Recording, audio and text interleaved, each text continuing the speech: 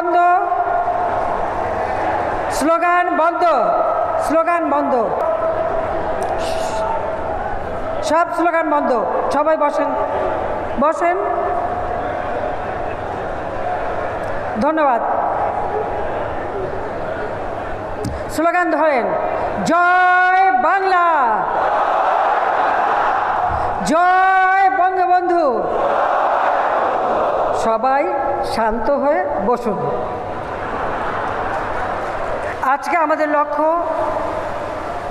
21 থেকে 41, 2041 সালের বাংলাদেশকে করব আমরা স্মার্ট বাংলাদেশ।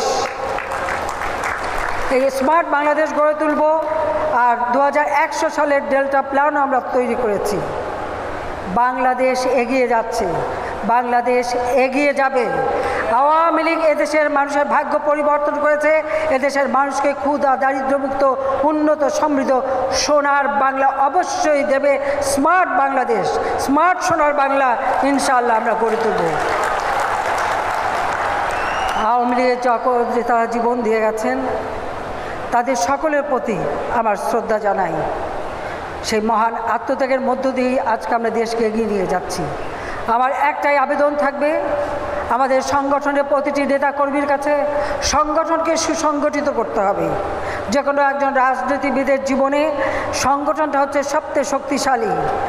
যদি সংগঠন শক্তিশালী হয় আর দেশের গণমানুষের সমর্থন পাওয়া যায়, যতই ষড়যন্ত্র হোক, হ্যাঁ, মৃত্যুর কাছে সে সবাই যে সময় হতে পারে, যখন হতে পারে, যে কোনো সময় মৃত্যু আসতে পারে।